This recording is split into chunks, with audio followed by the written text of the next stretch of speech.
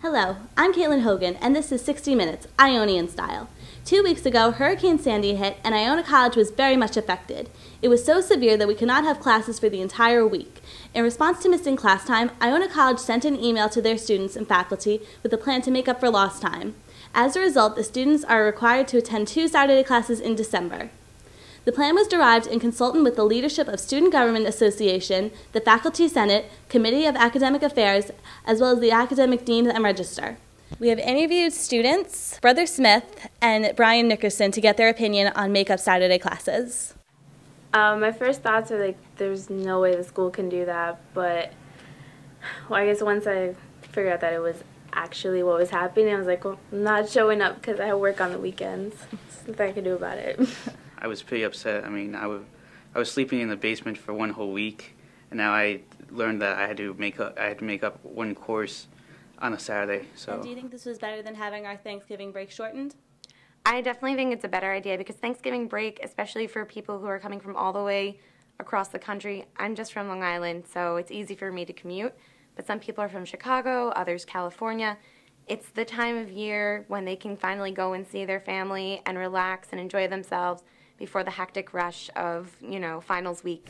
When you told your class, what was their reaction?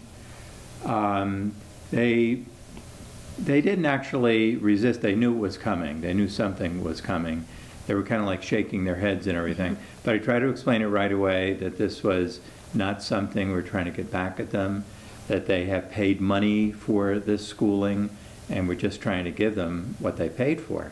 So we met in my office literally during the week of the blackout to try to determine, knowing when we were going to be closed the whole week, try to make a determination as to what options were available and then what decisions we were going to pursue. So we've got input really from the faculty representatives and the student government representatives and from the staff as well to ensure that we were trying to make the best possible decision.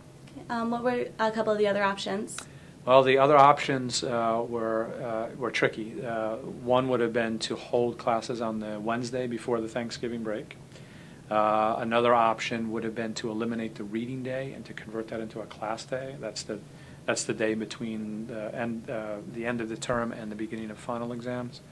The other option would have been to move the final exam schedule back by 2 days, bringing it closer to the Christmas holiday, and therefore giving us more time to add in makeup time. Those options were decided to be more disruptive to students, particularly those students who didn't live near the campus, in terms of the impact it would have on their travel plans, additional cost to rearrange travel, as well as opportunity to spend more time with their family during those breaks. So it was advocated that we would really look for different options, and that's where the Saturday option was discussed, and the opportunity for faculty to also choose to use Blackboard or digital resources. So faculty have a choice. They can either use a Saturday makeup day or use a digital online way of making up the time for students. And that was decided to be the least disruptive options for students overall. And what was the reaction to some of the faculty? The faculty were really supportive, and I was very pleased to see that the primary basis of their decision was really to ensure that there was minimal disruption to the students in their schedule. And while Saturdays are not ideal, at least they don't bump into and disrupt the end of the term date or the holiday schedule for students who typically rely on those things. There was also a fair amount of discussion around the reading day to make sure that that was a benefit that was asked for by the students and that was preserved in this process as well. So again, I get the decisions were really student-centered ones at the end of the day. And it's not ideal. These were usually choices between options that all had certain complications to them, but they were the most desirable or the ones that offered the least problems, let's put it that way.